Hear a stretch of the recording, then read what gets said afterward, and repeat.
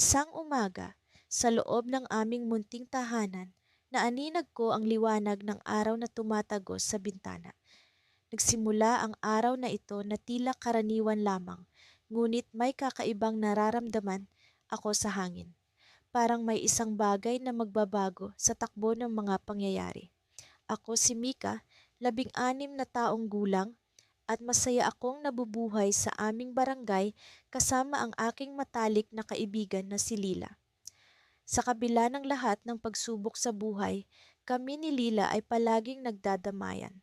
Siya ang aking kanlungan, ang aking katuwang sa lahat ng bagay.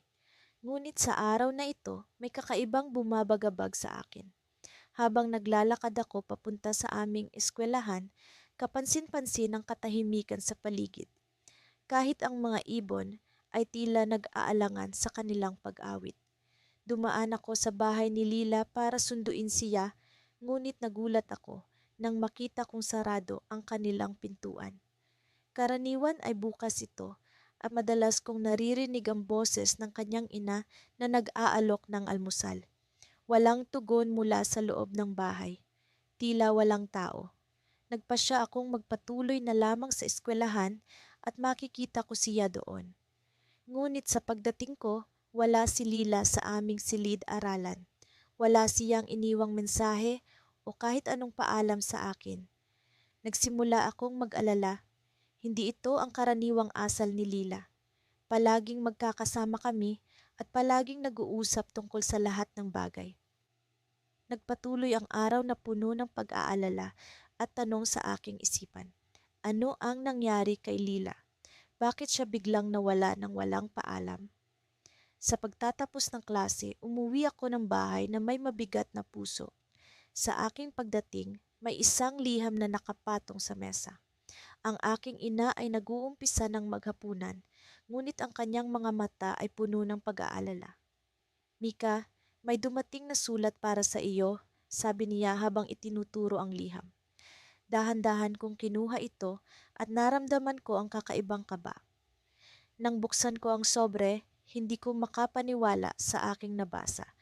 Ito ay mula kay Lila. Puno ito ng mga pangungusap na tila nagtatago ng isang malalim na sikreto. Mika, kailangan kong umalis. Pasensya na't hindi ko na kayang magpaalam sa personal. May mga bagay na kailangan kong ayusin sa buhay ko. Huwag mo akong hanapin. Mahal kita, kaibigan. Ang mga salitang iyon ay tumagos sa aking puso, tila mga talim na nagiiwan ng sugat. Hindi ko alam kung ano ang ibig sabihin ni Lila. Ano ang mga bagay na kanyang inaayos? Bakit hindi siya nagpaalam ng maayos? Nagsimula akong magtanong-tanong sa aming mga kaibigan, ngunit wala ni isa sa kanila ang nakakaalam ng sitwasyon ni Lila. Habang lumilipas ang mga araw, patuloy ang aking pag-aalala. Ang pagkawala ni Lila ay nag-iwan ng malaking puwang sa aking buhay. Sa kabila ng lahat, umaasa pa rin akong makakabalik siya. Ngunit ang liham na iniwan niya ay nag-iiwan ng mas maraming katanungan kaysa kasagutan. Isang gabi, habang nag-iisa sa kwarto, naisip kong may hindi pangkaraniwang nangyayari. Biglang bumalik sa aking alaala ang isang insidente na nangyari ilang linggo na ang nakalilipas. Isang gabi, nakita kong may kakaibang tao na nagmamasid sa bahay ni Lila. Sino siya? Ano ang kanyang pakay? Ang pagkakaugnay nito sa pagkawala ni Lila ay nagbigay sa akin ng kakaibang takot at pag-aalala. At sa puntong iyon, napagtanto ko na ang liham na iniwan ni Lila ay hindi lamang tungkol sa kanyang personal na problema. May mas malalim pang dahilan sa kanyang biglaang pag-alis. Ngunit ano ito? Sa kabila ng aking pag-aalala, alam kong kailangan kong tuklasin ang katotohanan. Ang liham ni Lila ay isang misteryo na kailangan kong lutasin. Hindi ko maitatanggi ang hirap na dinaranas ko mula nang mawala si Alex. Bawat araw tila may hinahanap akong piraso ng sarili ko na nawala sa kanyang pag-alis. Ilang linggo na ang nakalipas mula nang matanggap ko ang kanyang liham, ngunit ang bawat linya nito ay nakaukit sa aking isipan tulad ng tinta na hindi magmamantsa sa papel. Dear Miguel, nagsimula ang liham, Hindi ko alam kung paano ko sasabihin ito sa'yo, kaya minabuti kong isulat na lang. May mga bagay na hindi ko maipaliwanag, mga bagay na kailangan kong hanapin para sa sarili ko. Umaasa akong maunawaan mo ang desisyon ko. Isang gabi, habang nakahiga ako sa kama, pinanood ko ang pagindak ng mga anino sa kisame. Sa katahimikan ng gabi, naisip ko ang aming huling mga sandali ni Alex. Wala akong kaalam-alam na ang mga ngiti niya noon ay may kasamang pag-aalinlangan. Bakit hindi ko ito napansin? Bakit hindi ko naisip na may mas malalim pa siyang dinadala? Sa bawat pagdaan ng araw, unti-unti kong sinikap na bumalik sa dating sigla. Ngunit sa paglipas ng mga linggo, mas lalo kong nararamdaman ang kanyang pagkawala. Nagdesisyon akong puntahan ang kanyang bahay sa pag-asang makakuha ng sagot mula sa kanyang pamilya. Pagdating ko sa bahay nila, tila tahimik ang paligid, para bang ang hangin ay naghintay sa akin na magsalita. Pinagbuksan ako ng kanyang ina, si Tita Lisa, na may bahagyang lungkot sa mga mata. Miguel, pasensya ka na sa nangyari, bungad niya habang pinapapasok ako. Si Alex, may mga bagay lang talagang hindi kayang ipaliwanag. Sa pag-uusap namin, nalaman ko ang ilang mga bagay na hindi ko inaasahan.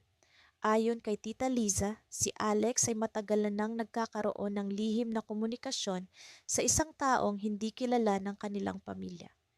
May mga pagkakataon raw na nahuhuli nila siyang nag-uusap sa telepono, ngunit hindi niya ipinapaalam kung sino ang kausap.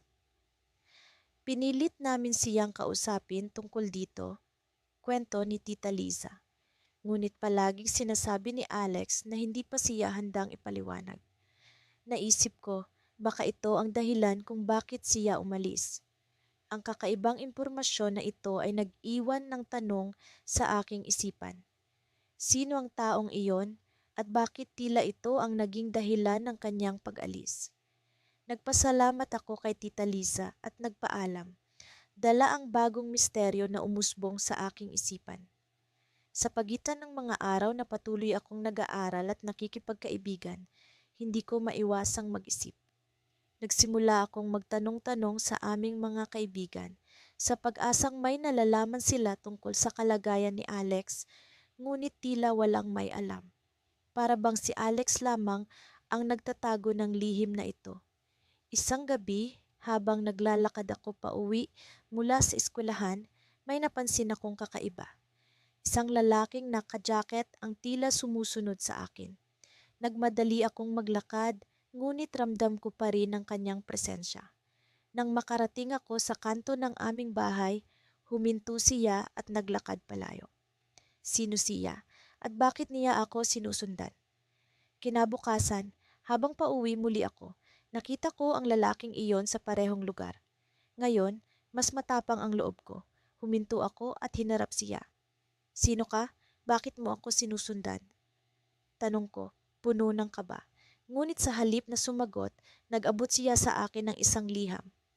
Basahin mo ito, sabi niya, saka siya naglakad palayo. Tila bumagal ang oras habang binubuksan ko ang sobre.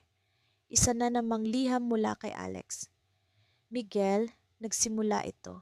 Alam kong marami kang tanong. Ang taong nagbigay nito sa'yo ay may kaugnayan sa akin.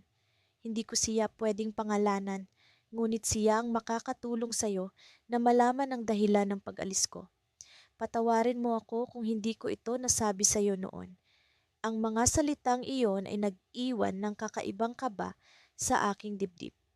Sino nga ba ang taong iyon? At ano ang kanyang kaugnayan kay Alex? Puno ng tanong ang aking isipan, nagpasya akong sundan ng lalaki sa susunod na pagkakataon na makita ko siya. Sa gitna ng lahat ng ito, hindi ko maiwasang maramdaman ang isang halo ng takot at pananabik. Ano ang matutuklasan ko? At paano nito mababago ang aking pagkakaibigan kay Alex? Ngunit sa kabila ng lahat, alam kong kailangan kong malaman ang katotohanan. Gagawin ko ang lahat para sa kaibigang matagal ko nang hinahangaan. At doon nagsisimula ang paglalakbay ko sa pag-unawa sa tunay na dahilan ng kanyang pagkawala. Ngunit sa likod ng lahat ng ito, tila may mas malalim pang lihim na naghihintay na matuklasan. Hindi ko na matagalan ang pakiramdam ng kawalang katiyakan. Isang linggo na mula nang matanggap ko ang liham mula kay Carlo, ang kaibigan kong umalis nang walang paalam. Sa bawat araw na lumilipas, lalo akong nababalot ng lungkot at pagkalito. Nagsimula akong magtanong sa sarili, ano nga ba ang tunay na dahilan ng kanyang pag-alis? Isang gabi, habang nakaupo sa kama, hawak ang liham na tila ba isang piraso ng palaisipang hindi ko malatas, bigla kong naalala ang huling araw namin ni Carlo. Naglakad kami sa tabing ilog kung saan madalas kaming pumunta upang magpahinga mula sa gulo ng mundo. May kakaiba sa kanya ng araw na iyon. May lungkot sa kanyang mga mata na hindi ko mawari. Sinubukan kong tanungin siya, ngunit ngumiti lamang siya at sinabi, minsan, kailangan nating manahimik para marinig ang mga sagot. Sa mga sumunod na araw, sinubukan kong hanapin ang sagot sa kanyang mga salitang puno ng katanungan. Pumunta ako sa kanyang bahay, ngunit wala na roon ang kanyang pamilya. Tila ba naglaho sila kasabay niya? Wala akong ideya kung saan sila lumipat o kung paano ko sila makontak. Sinubukan ko ring kumustahin siya sa mga kaibigan namin, ngunit tila walang nakakaalam ng mga nangyari. Hanggang sa isang araw, nakatanggap ako ng tawag mula sa hindi kilalang numero. Sa kabilang linya, isang pamilyar na tinig ang narinig ko. Alex, kailangan mong pumunta sa lumang bahay sa tabing ilog. May kailangan kang malaman. Hindi ko na hiningi ang pangalan, alam kong si Carlo iyon. Muli akong nakaramdam ng pag-asa na makita siya, ngunit may halong takot sa kung ano ang aking matutuklasan. Kinabukasan, maaga pa lang ay nagpunta na ako sa lumang bahay na tinutukoy ni Carlo. Ito ay matagal nang abandonado. Ang mga pader ay puno ng lumot at ang bubong ay tila ba nagbabanta ng bumagsak. Sa loob ng bahay, naroon ang isang kahon na tila ba hinintay talaga ako. Dahan-dahan ko itong binuksan at nakita ang mga lumang litrato namin ni Carlo. Mga alaala ng mga masasayang araw, ngunit may isang litrato na pumukaw sa akin. Sa litrato, naroon kaming dalawa sa gitna ng isang masayang salu-salo, ngunit may isang tao sa likuran namin na hindi ko kilala. Isang lalaking may suot na itim na sombrero, nakatingin sa amin na tila ba may alam na hindi namin alam. Kasama sa kahon ng isa pang liham, ngunit hindi mula kay Carlo. Sa halip, mula ito sa kanyang ina. Alex, simula ng liham. Marahil ay nagtataka ka kung bakit bigla kaming umalis. Alam kong hindi kami nagpaalam, ngunit may dahilan. Ang lalaking nasa litrato ang dahilan ng aming pag-alis. Siya ay may matagal ng pagkakautang sa iyong kaibigan. Isang pagkakautang na hindi pera ang kabayaran. Nais niyang kuhain si Carlo bilang kapalit. Kaya't kami ay umalis upang iligtas siya. Nanginginig ang aking mga kamay habang binabasa ko ang liham. Hindi ko alam ang gagawin ko. Muli kong binalikan ang litrato at napansin ang isang maliit na marka sa sulok nito. Isang simbolo na pamilyar, ngunit hindi ko matukoy kung saan ko nakita. Sa dulo ng liham ni Carlo, may nakasulat na, hanapin mo kami, Alex, nasa panganib kami. Sa puntong iyon, narinig ko ang tunog ng mga yapak sa likuran ko. Nilingon ko ito at nakita ko ang anino ng isang tao sa pinto. Ang aking puso ay tila ba tumigil sa pagtibok sa takot.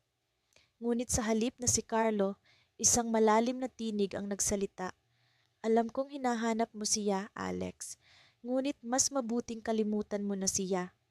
Hindi ko alam kung sino ang nagsalita, ngunit alam kong hindi ko basta-bastang susuko. Kailangan kong malaman ang buong katotohanan. Kailangan kong iligtas si Carlo at ang kanyang pamilya. Ngunit paano ko ito gagawin kung hindi ko alam kung saan magsisimula? Napakaraming tanong, ngunit sa kabila ng lahat ng ito, isa lang ang malinaw sa akin. Hindi ko siya bibitawan. Sa paglabas ko ng lumang bahay, ang dilim ng gabi ay tila ba bumalot sa akin. Ang hangin ay malamig at ang katahimikan ay nakakabingi. Alam kong nasa gitna ako ng isang misteryo na mas malaki kaysa sa inaakala ko. Ngunit sa kabila ng takot at pag-aalinlangan, may isa akong pangako sa sarili. Hahanapin ko si Carlo, anuman ang mangyari. At sa likod ng aking isipan, ang anino ng lalaking nasa litrato ay patuloy na nagbabantay. Parang isang paalala na ang laban na ito ay hindi madali. Ngunit hindi ako susuko. Hindi ko siya bibitawan. Hindi ko alam kung paano magsisimula. Paano ba isusulat ang mga salitang bumabagabag sa akin simula nang mawala si Lila? Sa bawat araw na dumaraan, nararamdaman ko ang paggapang ng lamig sa aking puso. Para bang unti-unting numinipis ang manipis na tela ng pag-asa. Ngunit sa kabila ng lahat ng ito, nananatili akong umaasa. Umaasa na sa bawat paglingon, siya ay muling lilitaw sa likod ng pintuan, nakangiti at sinasabing sorpresa. Minsan naiisip ko kung paano naging ganito ang sitwasyon namin. Dati walang araw na hindi kami magkasama. Wala kaming lihim na hindi alam ng isa't isa. Pero ngayon, tila isang malalim na bangin ang namamagitan sa amin. Isang bangin na puno ng tanong at kawalan ng kasagutan. Nagsimula akong magsaliksik. Hinanap ko ang bawat posibleng impormasyon tungkol sa kanya. Inisa-isa ko ang aming mga lumang mensahe, binasa ang mga sulat na iniwan niya at tiningnan ang kanyang mga social media account. Ngunit wala akong natagpuan na magbibigay linaw sa kanyang biglaang pagkawala. Ang tanging naiwan sa akin ay ang kanyang liham. Ang liham na nagsabing kailangan niyang lumayo nang walang paliwanag. Minahal kita, kaibigan. Ngunit may mga bagay na kailangan kong tahakin ng mag-isa. Hindi ko maipaliwanag, pero sana'y maintindihan mo balang araw. Ito ang mga salitang paulit-ulit na bumabalot sa aking isip. Ano ang mga bagay na iyon? Ano ang kailangan niyang tahakin ng mag-isa? Sa bawat pagsubok kong intindihin, lalo lamang akong nalulunod sa kalituhan. Isang araw, habang nakaupo ako sa paborito naming tambayan sa parke, natagpuan ko ang sarili kong nakatulala sa kalawakan. Ang mga dahon ng puno ay unti-unting nagbabago ng kulay, tanda ng pagpasok ng taglagas. Naalala ko ang mga tawanan namin sa ilalim ng punong ito, ang mga kwento at pangarap na binuo namin. Ngunit ngayon, ang mga alaala ay tila mga anino na lamang sa nakaraan. Bigla, isang bagay ang umagaw sa aking pansin. Isang bata ang tumatakbo patungo sa akin, may hawak na papel at humihingal. Kuya, may nagbigay sa akin nito. Sabi, ibigay ko raw sa iyo. Kinuha ko ang papel mula sa bata at agad na bumilis ang tibok ng puso ko. Kilala ko ang pormang iyon ng sulat kamay. Si Lila, ngunit paano? Bakit? Agad kong binuksan ang papel at bumungad sa akin ang mensahe. Huwag kang mag-alala, lahat ng ito ay bahagi ng plano. Alam kong nalilito ka, pero kailangan mo akong pagkatiwalaan. Sundan mo ang mga senyales. Malapit na nating makuha ang kasagutan. Ano ang ibig sabihin ng mensahe? Senyales? Anong kasagutan? Sa sandaling iyon, naramdaman ko ang pagkalito at excitement na magkasabay na bumalot sa akin. May plano pala si Lila. Pero ano ang plano? At bakit kailangan kong sundan ang mga senyales? Hindi ko alam kung saan sisimulan, ngunit alam kong kailangan kong kumilos. Kaya naman, nagpasya akong bumalik sa aming mga lumang lugar. Mga lugar na puno ng alaala. Sa bawat hakbang, hinahanap ko ang mga senyales na sinasabi ni Lila. Sa unang araw ng aking paghahanap, bumalik ako sa aming paboritong library. Dito kami madalas mag-aral at magdiskusyon. Habang naglalakad sa pagitan ng mga estante, may nakita akong maliit na piraso ng papel na nakatago sa isang libro. Kinuha ko ito at binasa. Alam mo na kung saan tayo madalas magtago. Doon mo matatagpuan ang susunod na senyalis. Hindi ko alam kung bakit, Pero sa sandaling iyon, naramdaman ko ang pag-asa. Alam ko ang tinutukoy ni Lila, ang lumang tindahan ng aklat sa likod ng library. Doon kami madalas magtago kapag gusto naming makaiwas sa ingay ng mundo. Sa ikalawang araw, dumiretso ako sa tindahan.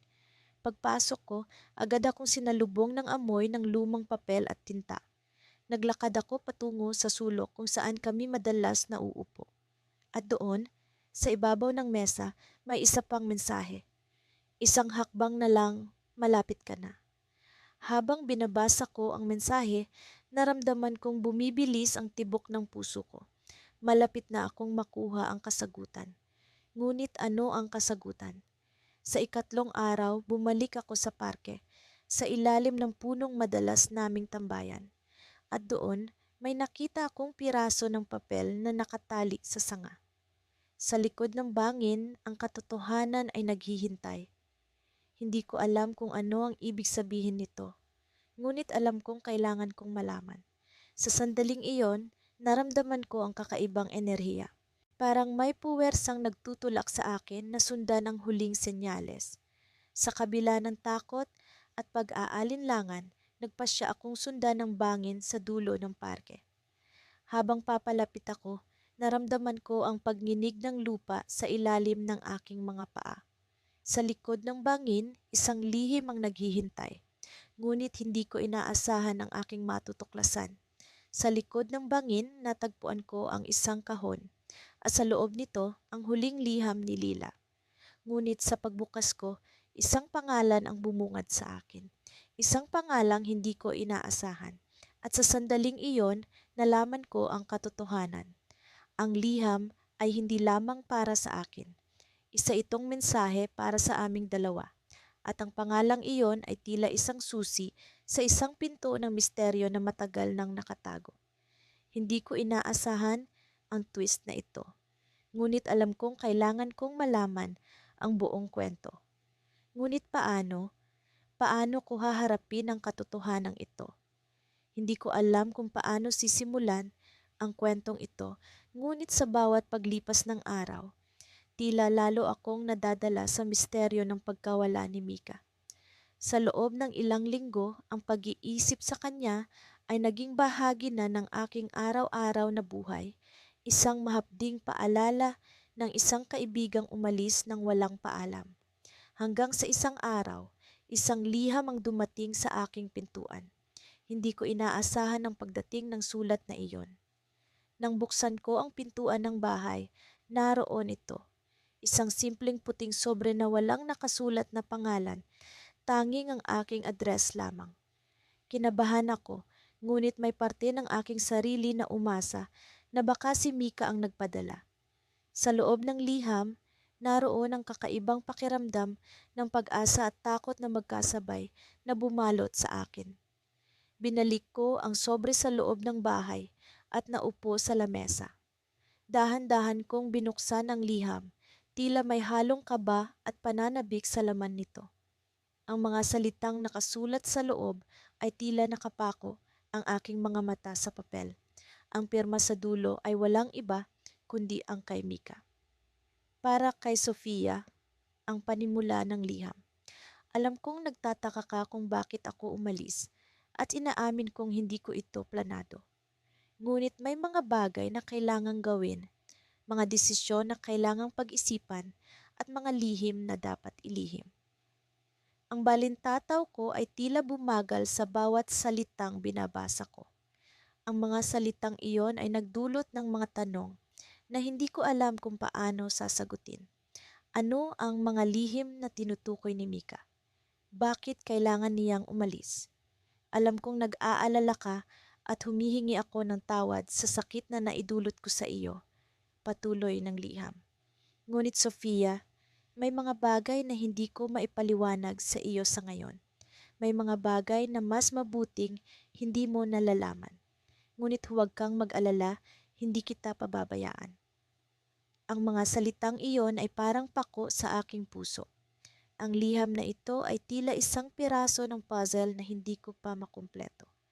Bakit hindi niya maipaliwanag ang kanyang mga dahilan? Ano ang tinatago niyang lihim na hindi ko dapat malaman? Minsan, ang mga lihim ay nagagawa tayong protektahan sa mga bagay na hindi natin inaasahan. Ngunit Sofia, tandaan mong hindi kita kailanman kalilimutan. Ang ating pagkakaibigan ay palaging bahagi ng aking puso. Dagdag niya, may kaluwagan sa mga salitang iyon, ngunit may kirot din.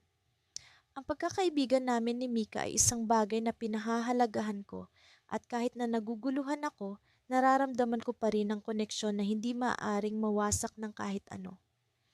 Habang patuloy kong binabasa ang liham, naramdaman ko ang isang pag-aalala na lumalaki sa loob ng aking dibdib. Si Mika ay hindi lamang umalis ng walang paalam, tila may mas malalim na dahilan sa kanyang pagkawala. Ang kanyang mga lihim ay tila isang misteryo na kailangan kong lutasin. Sofia, darating ang araw na magkikita tayo muli. Sa ngayon, kailangan mong magtiwala sa akin. Hindi ito ang katapusan ng ating kwento. Ang kanyang huling pangako. Natapos ang liham sa mga salitang iyon, naiwan akong nag-iisip sa mga pahiwatig at misteryo na bumabalot sa aking kaibigan. May hindi maipaliwanag na bahagi sa liham na iyon. Parang may kulang, parang may hindi sinasabi si Mika.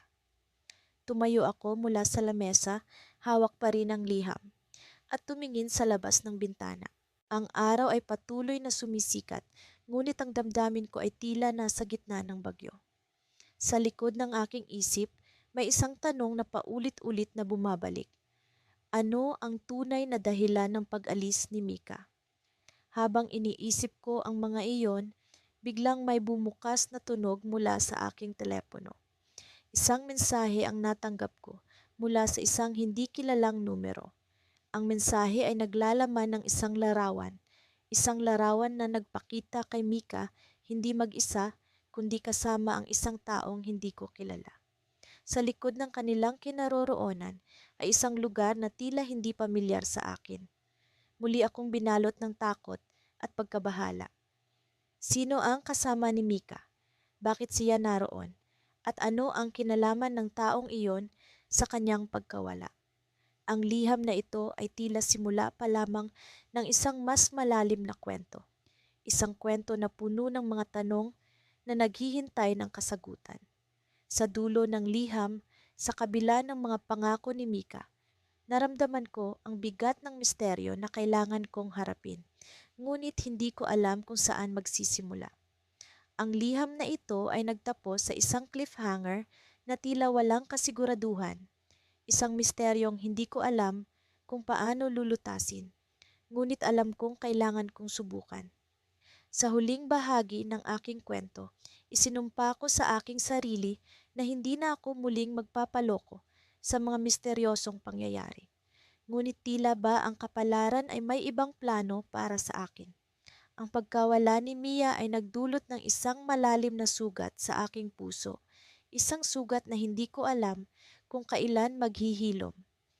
Ang kanyang liham na nag-iisang bakas ng kanyang pag-alis ay muling bumalik sa aking isipan.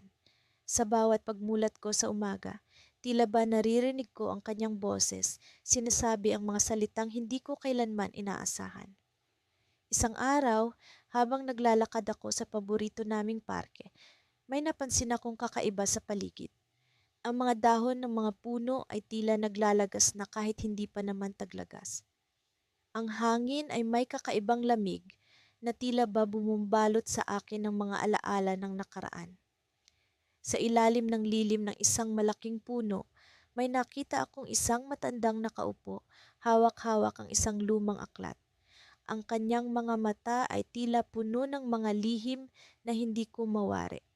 Lumapit ako sa kanya, dala ng kuryosidad at isang kakaibang kutob na hindi ko kayang ipaliwanag.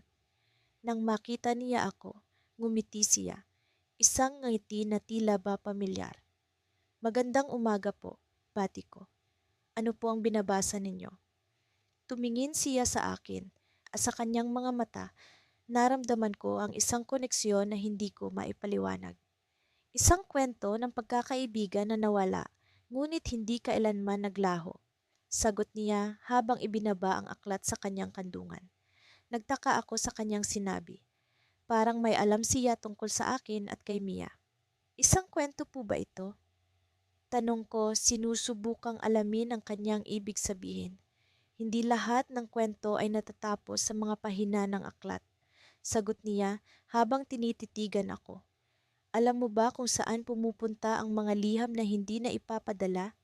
Nagulat ako sa kanyang tanong. Sino siya para malaman ang tungkol sa mga liham? Hindi po, sagot ko, nagtataka. Ngumiti siyang muli, ngunit sa pagkakataong ito, may halong lungkot ang kanyang mangiti. Ang mga liham na iyon ay naglalakbay sa mga puso ng mga taong hindi nakarinig ng kanilang mensahe. Ngunit may isang lugar kung saan ang mga liham ay hindi naglalaho. Marahil doon mo matatagpuan ang sagot. Sa puntong iyon, naramdaman ko ang kilabot sa aking balat. Ang kanyang mga salita ay may hatid na kakaibang mensahe. Ano po ang ibig ninyong sabihin? Tanong ko, hindi makapaniwala sa mga naririnig. Tumingin siya sa malayo sa direksyon ng isang lumang gusali sa gilid ng parke. Sa likod ng gusaling iyon, may isang lumang silid na hindi mo pa nakikita. Doon mo makikita ang mga liham na naipadala, ngunit hindi kailanman natanggap. Tumayo siya at iniwan akong nag-iisa, puno ng pagkalito. Sinundan ko ng tingin ang kanyang direksyon at napagpasyahan kong alamin ang kanyang sinasabi. Habang papunta ako sa lumang gusali, ang tibok ng puso ko ay bumilis. Ano kaya ang matatagpuan ko sa loob? Pagdating ko, nakita ko ang isang maliit na pinto na halos natatakpan ng mga lumang dahon. Binuksan ko ito at sa loob, bumungad sa akin ang isang silid na puno ng mga lumang kahon. Ang ilaw ay mahina, ngunit sapat na upang makita ko ang mga bagay sa loob. Isa-isa kong binuksan ang mga kahon at sa loob ng isa, nakita ko ang isang bungkos ng mga liham. Mga liham na hindi kailanman na ipadala. Sa isang liham na may pamilyar na sulat kamay, nabasa ko ang pangalan ko. Ang liham ay mula kay Mia. Nanginig ang aking mga kamay habang binabasa ko ang mga salitang nakasulat.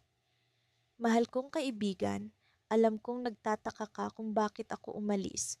Sa mga liham na ito, sana'y mahanap mo ang mga sagot. Hindi kita iniwan, ngunit may bagay na kailangan kong gawin. Pasensya ka na sa aking paglisan, ngunit hindi ko ito ginusto. Hinahanap ko ang mga sagot sa mga tanong na hindi ko maipaliwanag. Sa sandaling ito, may isang bagay na dapat mong malaman. Biglang may narinig akong kaluskos sa likuran. Napalingon ako at sa dilim ng silid, bumungad sa akin ang isang anino na may pamilyar na anyo. Isang anino na hindi ko inasahan. Mia? Tanong ko, hindi makapaniwala. Ngunit sa halip na sagot, naramdaman ko ang isang malamig na hangin sa paligid. Ang anino ay naglaho, ngunit naiwan sa akin ang isang pakiramdam ng pag-asa at takot.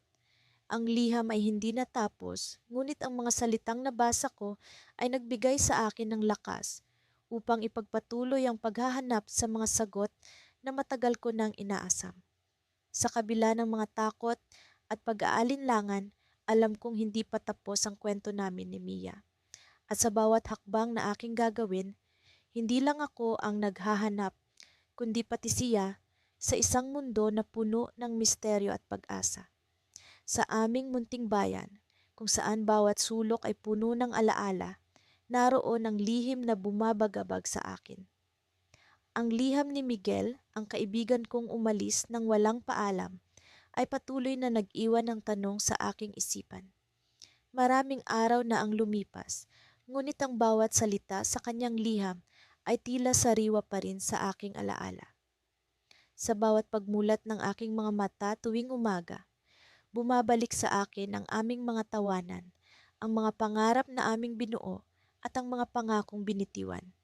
Ngunit higit sa lahat, bumabalik sa akin ang tanong, bakit siya umalis? Sa kabila ng lahat, patuloy kong tinahak ang aming mga dati ng ruta, ang daan patungo sa aming eskwelahan ang kalsadang tinatahak namin papunta sa tindahan ni Aling Sita para bumili ng paborito naming ice cream, at ang kalawakan ng tabing dagat kung saan namin madalas pag-usapan ang aming mga hinanaing sa buhay. Ngunit ngayon, ang mga lugar na ito ay tila ba nawala ng kulay. Ang mga tawanan ay napalitan ng katahimikan. Ang mga pangarap ay tila ba nawala sa hangin. Isang araw, habang naglalakad ako sa tabing dagat, naramdaman ko ang malamig na hangin na tila ba bumabalot sa akin ng isang kakaibang pakiramdam. Sa mga ganitong pagkakataon, madalas kong naiisip na marahil ay naroon lamang si Miguel, nakatago sa likod ng mga alon, naghihintay ng tamang oras para magpakita muli. Ngunit alam kong isang ilusyon lamang ito, isang pag-asang binuo ng pagkakauhaw sa sagot. Sa aking pagupo sa buhangin, muling bumalik sa akin ang huling bahagi ng liham na iniwan ni Miguel. Alam kong marami kang tanong, pero hindi ko pa kayang sagutin ang lahat. May mga bagay na kailangan kong ayusin, mga bagay na hindi ko maipaliwanag sa ngayon. Pero tandaan mo, hindi kita kinalimutan at hindi ko balak na gawin iyon. Ang mga salitang ito ay nagdulot ng higit na pagkalito sa akin. Ano ang mga bagay na kailangan niyang ayusin? Ano ang hindi niya kayang ipaliwanag? Sa kabila ng lahat ng ito, pinili kong manatili sa aming bayan, umaasang isang araw ay babalik siya at lahat ng katanungan ay magkakaroon ng kasagutan. Sa mga sumunod na linggo, nagsimula akong mag-imbestiga. Kinausap ko ang aming mga kaibigan, ang kanyang pamilya, ngunit walang makapagbigay ng kasagutan sa aking mga tanong. Lahat sila ay tila nagtatago ng isang lihim na mahigpit nilang pinanghahawakan. Hanggang sa isang araw, nakatanggap ako ng tawag mula sa isang hindi kilalang numero. "Hello?" tanong ko, puno ng pagdududa. "Alex, hindi ko alam kung paano sisimulan ito, pero kailangan mong malaman ang katotohanan," ang sabi ng boses sa kabilang linya. Isang boses na hindi ko agad nakilala. "Sino ito?" tanong ko, naghihintay ng sagot na magpapawi sa aking pag-aalinlangan. "Mahalaga ba iyon?" "Ang mahalaga ay ang sasabihin ko sa'yo. Tungkol ito kay Miguel." Sa puntong iyon, naramdaman ko ang kakaibang kaba sa aking puso. Ano ang tungkol kay Miguel na hindi ko pa nalalaman? Ano ang ibig mong sabihin? Tanong ko, pilit na pinapakalma ang aking sarili. May bagay kang dapat malaman, pero hindi ko ito maipapaliwanag sa telepono. Kailangan natin magkita. Sa mga sandaling iyon, nagpasiya akong tanggapin ang alok. Ano pa nga ba ang mawawala sa akin, samantalang ang lahat ay tila ba nawawala na sa aking mga kamay? Nagpasya kaming magkita sa isang lumang kapehan sa gilid ng bayan, isang lugar na bihira na ang nagpupunta. Habang papalapit ako, bumilis ang tibok ng aking puso. Ano ang sasabihin sa akin ng taong ito? Ano ang lihim na matagal nang nakatago? Pagkapasok ko sa kapehan, nakita ko ang isang pamilyar na mukha. Si Tomas, ang dating kaklase ni Miguel, ay naroon, nakaupo sa isang sulok, tila ba hinihintay ang aking pagdating. "Alex, salamat sa pagpunta," sabi ni Tomas, may bakas ng pag-aalala sa kanyang muka. "Ano ito, Tomas? Ano ang kailangan kong malaman?" tanong ko, puno ng pag-asam sa kasagutan. "May kinalaman ito sa pagkawala ni Miguel," sagot ni Tomas habang may iniaabot sa aking isang maliit na kahon. Binuksan ko ang kahon at ang aking nakita ay nagdulot ng higit na pag-aalinlangan. Isang lumang litrato ni Miguel, may kalakip na sulat kamay sa likod, ang simula ng isang bagong kabanata. Sa puntong iyon, napagtanto kong ang lahat ng ito ay parte lamang ng isang mas malalim na misteryo. Ano ang ibig sabihin ng bagong kabanata? Sa kabila ng lahat, alam kong hindi matatapos ang aking paghahanap sa kasagutan. Ito ang simula ng isang panibagong yugto sa aming kwento, isang yugtong puno ng misteryo at pag-asa. Hindi ko alam kung paano ko sisimulan ang liham na ito. Sa dami ng nararamdaman ko ngayon, para bang nagiging magulo na ang lahat sa aking isipan. Tila ba bumabalik ang lahat ng alaala, ang masasayang sandali namin ni Luis, ang mga tawanan, kulitan, at ang mga pangakong tila walang hangganan. Ngunit ang lahat ng ito ay napalitan ng isang malalim na pag-aalala, isang pag-aalala na hindi ko mabigyan ng kasagutan. 2 linggo na ang nakalipas mula nang bigla siyang nawala. Walang paalam, walang kahit na anong palatandaan kung saan siya maaaring nagpunta. Ang huling bagay na iniwan niya ay isang liham, isang sulat na puno ng mga palaisipan, mga salitang tila ba may pinagmumulan ngunit hindi ko maabot. Sa lahat ng aming pinagdaanan, ito ang pinakamabigat na pagsubok sa aming pagkakaibigan. Sa bawat paglipas ng araw, hindi ko maiwasang isipin kung ano nga ba ang nangyari sa kanya. Bakit hindi siya nagpaalam? Ano ang dahilan ng biglaang pag-alis niya? Maraming tanong ang bumabagabag sa akin, ngunit walang kahit na isang sagot. Ang liham na iniwan niya ay puno ng mga katanungan na tila hindi ko matutugunan. May mga pahiwatig na tila ba may gustong sabihin, ngunit hindi ko makuha ang tamang kahulugan. Sa liham na iyon, isinulat niya ang mga salitang, may mga bagay na hindi mo pa dapat malaman, mga lihim na hindi pa panahon upang ibahagi. Ano ang ibig sabihin ni Luis? Ano ang mga lihim na iyon? Sa aming pagkakaibigan, palagi naming sinisigurado na walang lihim sa isa't isa. Ngunit bakit ngayon, tila ba may pader na humaharang sa aming komunikasyon? Hindi ko na mabilang kung ilang beses ko nang binasa ang liham. Parang bawat pag-ulit, may bagong detalye akong nakikita. Isang bahagyang pagbabago sa pananaw, ngunit wala pa ring konkretong kasagutan. Sinubukan ko ring magtanong sa mga mutwal na kaibigan namin, ngunit tila ba walang sino man ang may alam sa kanyang kinaroroonan. Isa itong misteryo na patuloy na bumabalot sa akin. Isang umaga, habang naglalakad ako sa parke kung saan madalas kaming magkasama, napansin ko ang isang kakaibang bagay. Isang batang babae ang nakaupo sa bangko, may hawak na isang maliit na kahon. Nang mapansin niya ako, ngumiti siya at iniabot ang kahon sa akin. "Ikaw ba si Mateo?" tanong niya. Nagulat ako sa kanyang tanong, ngunit tumango ako bilang tugon. "Ito ay para sa iyo." Sinabi ni Luis na ibigay ko ito kung sakaling makita kita. Sabi ng batang babae bago siya tumakbo palayo. Nagtataka kong binuksan ang kahon at doon ko nakita ang isa pang liham mula kay Luis. "Mateo, alam kong naguguluhan ka sa aking biglaang pagkawala. Nais kong malaman mo na hindi kita iniwan ng walang dahilan. May mga bagay na kailangan kong ayusin, mga bagay na hindi ko maipaliwanag sa ngayon. Ngunit huwag kang mag-alala, hindi kita pababayaan.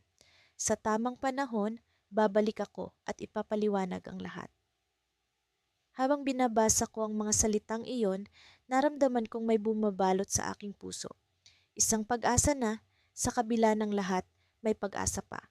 Ngunit kasabay nito, may bumabagabag na kaisipan. Ano nga ba ang mga bagay na kailangan niyang ayusin?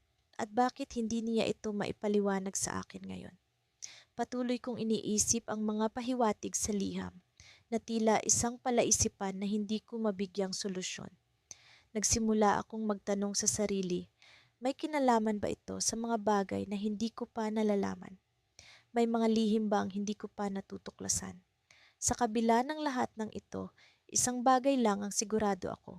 Hindi ko hahayaang maglahong parang bula ang aming pagkakaibigan. Hahanapin ko ang mga sagot kahit gaano pa kahirap, kahit gaano pa katagal. Sapagkat alam kong sa huli, ang aming pagkakaibigan ang magiging susi sa lahat ng ito. Ngunit isang gabi, habang nag-iisip ako ng mga paraan kung paano ko matutuklasan ang mga sagot, biglang dumating ang isang tawag sa aking telepono. Isang hindi kilalang numero ang nakarehistro, ngunit sa kabila ng aking pag-aalinlangan, sinagot ko ito. Ang boses sa kabilang linya ay pamilyar, ngunit hindi ko kaagad nakuha kung sino iyon. "Mateo, kailangan mong mag-ingat. May mga taong hindi mo dapat pagkatiwalaan. Ang lahat ng ito ay hindi kasing simple ng iyong iniisip. At bago ko pa man maitanong kung sino siya, bigla na lang naputol ang tawag. Sa sandaling iyon, naramdaman kong ang misteryo sa aming pagkakaibigan ay mas malalim pa kaysa sa aking inaasahan. Malamig ang hangin ng araw na iyon at tila ba may kakaibang bigat ang paligid. Habang naglalakad ako sa daan patungo sa dati naming tambayan ni Marco, hindi ko maiwasang balikan ang mga alaala noong magkasama pa kami. Sa bawat pag-apak ko sa lupa, bumabalik ang mga tawanan, ang mga plano at ang mga pangako namin sa isa't isa. Ngunit ngayon, ang lugar na dati puno ng saya ay tila ba naging isang mausoleum ng mga alaala. Hindi ko pa rin matanggap ang biglaang pag-alis ni Marco. Isang araw, narito siya, puno ng buhay at sigla. Kinabukasan, para bang naglaho siya na parang bula. Ang tanging iniwan niya ay isang liham na puno ng misteryo at kalungkutan. Sa liham na iyon, sinabi niya ang kanyang pasasalamat sa aming pagkakaibigan, ngunit may mga bahagi na tila ba may sinusubukang itago. Anong ibig mong sabihin dito, Marco? Tanong ko sa hangin habang hawak ang liham na paulit-ulit kong binabasa. Sa likod ng mga salita ni Marco, nararamdaman ko ang tila ba isang sigaw na hindi niya mabigkas. May mga pahiwatig, ngunit ang mga ito'y nagtatago sa likod ng kanyang mga pagtatapat. Sa tambayan, naupo ako sa lilim ng puno kung saan madalas kaming nag-uusap. Naramdaman ko ang kapayapaan, ngunit kasabay nito ay ang lungkot dahil sa pagkawala ni Marco. Sa aking bulsa, naroon ang isang bagay na matagal ko nang hindi binibigyang pansin, isang susi. Ito ang susi sa lumang baul na palaging sinasabi ni Marco na may mahalagang laman. Palaging binabanggit ni Marco na darating ang araw na kailangan kong buksan ito, ngunit hindi ko maintindihan kung bakit. Sa paglipas ng mga araw, naisip kong puntahan ang lumang bahay ni Marco. Nandito pa rin ito, tila ba naghihintay sa akin. Wala nang nakatira dito, ngunit alam kong ang baul ay naroon pa rin. Sa basement, nakita ko ang baul na puno ng alikabok. Puno ng kaba ang dibdib ko habang unti-unti kong isinilid ang susi sa kandado. Nang bumukas ito, hindi ko alam ang aking mararamdaman. Sa loob ng baul, nakita ko ang mga lumang larawan, mga sulat at iba pang bagay na pamilyar. Ngunit sa ilalim ng mga ito, may isang kahon na tila ba matagal nang nakatago. Dahan-dahan ko itong binuksan at ang nilalaman nito ay nagbigay sa akin ng higit pang tanong kaysa sagot. Hindi ko inaasahan na makakita ng isang diary. Sa unang pahina, nakasulat ang pangalan ni Marco. Ngunit ang mga sumusunod na pahina ay puno ng mga salaysay ng sakit at takot na hindi ko kailanman narinig mula sa kanya. Hindi ko alam kung paanong hindi ko ito napansin sa kanya dati. Sa huling pahina, may isang pahiwatig na nagsabing, ang tunay na dahilan ng aking pag-alis ay nasa lugar kung saan nagsimula ang lahat. Nanginginig ako habang binabasa ito. Ano ang ibig sabihin ni Marco? Ano ang lugar na iyon? Hindi ko maiwasang isipin na may mas malalim pang dahilan sa kanyang pagkawala. At ang lahat ng ito ay tila ba isang misteryo na kailangan kong lutasin. Sa aking paglabas mula sa bahay, nagpasya akong puntahan ang lugar na tinutukoy niya sa kanyang huling pahiwatig. Lumang parke ito na malapit sa aming eskwelahan, ang lugar kung saan unang nagtagpo ang aming mga landas. Sa bawat hakbang ko patungo roon, nararamdaman ko ang bigat ng mga tanong na bumabalot sa aking isipan. Pagdating ko sa parke, tila ba may kakaibang pakiramdam akong naramdaman. Ang bawat sulok nito ay puno ng alaala, ngunit ang pakiramdam ng misteryo ay hindi maitatanggi.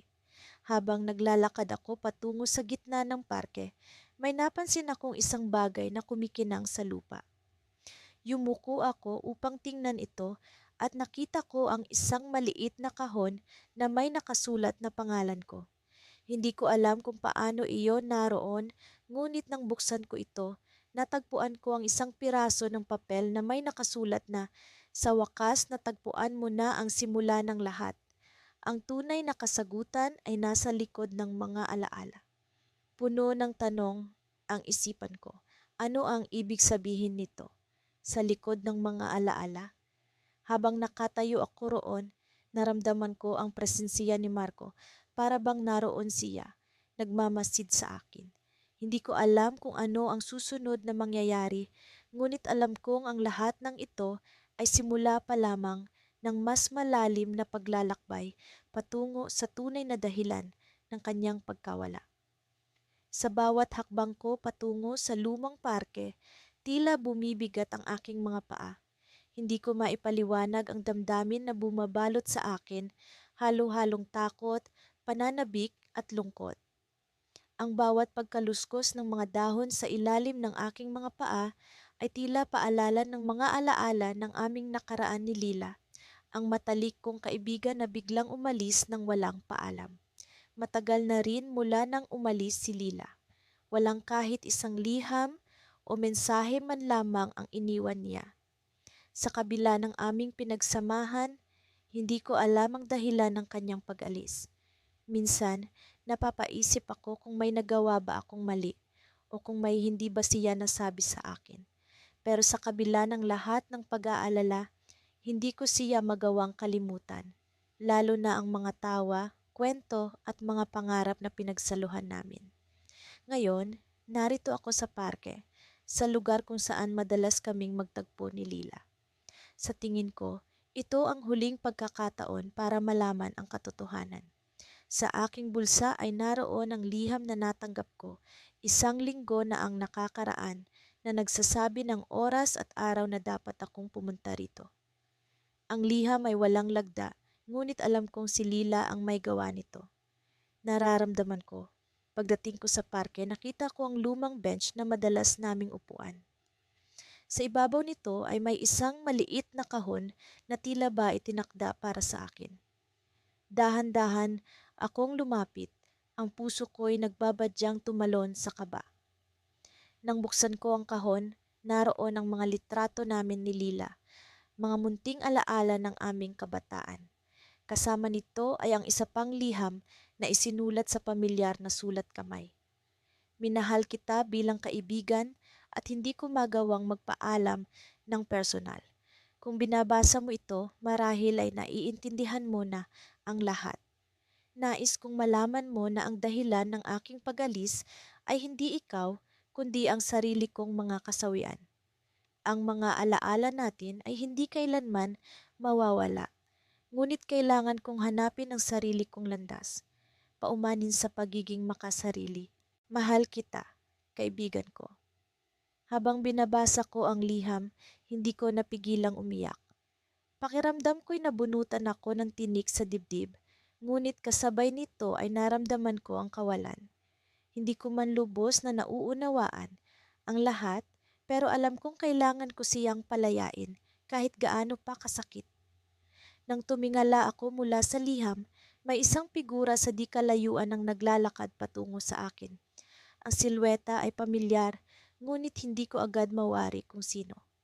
Naglakad ito ng dahan-dahan hanggang sa umabot sa distansiyang sapat para magtagpo ang aming mga mata. Si Lila, ang mga mata niya ay puno ng luha, ngunit may ngiti sa kanyang mga labi. Hindi ko alam kung ano ang sasabihin o gagawin. Tumayo lang ako roon, naguguluhan at nabigla. Alam kong hindi ito madali para sa iyo. Bulong ni Lila, ang tinig niya ay puno ng pag-asa at takot. Pero kailangan kong bumalik upang ipaliwanag. Hindi ko magawang iwan ka nang wala man lang paglilinaw. Ang mga susunod na sandali ay tila bumagal habang iniisa-isa niya ang mga dahilan ng kanyang pag-alis. Sakit na hindi maipaliwanag, mga personal na laban na kailangan niyang harapin mag-isa. Sa kabila ng lahat, naramdaman ko ang kanyang katapatan, ang kanyang tunay na damdamin na hindi niya masabi noon. Ngunit ang tunay na twist ay dumating sa huling bahagi ng kanyang kwento. Hindi lang iyan, dagdag ni Lila, ang boses niya ay nanginginig. May isa pang dahilan kung bakit kailangan kitang iwan. Ang pamilya ko may lihim na hindi ko masabi sa iyo nang hindi ko pa sila kinakausap. Ang lihim na iyon ay tungkol sa akin, sa kung sino ako. Bigla, ang lahat ng misteryo ay tila nagkaroon ng bagong kulay. Ang mga tanong na matagal ko nang iniisip ay nagkaroon ng bagong hugis.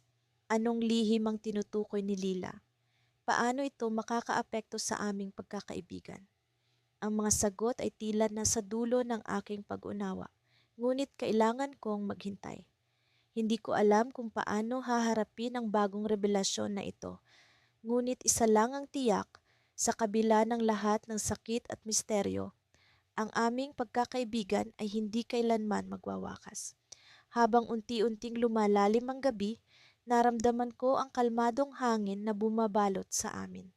Sa kabila ng lahat ng pag-aalinlangan at takot, ang kinabukasan ay puno ng pag-asa at mga bagong alaala na bubuuin namin ni Lila. Kahit pa sa ilalim ng anino ng kanyang lihim,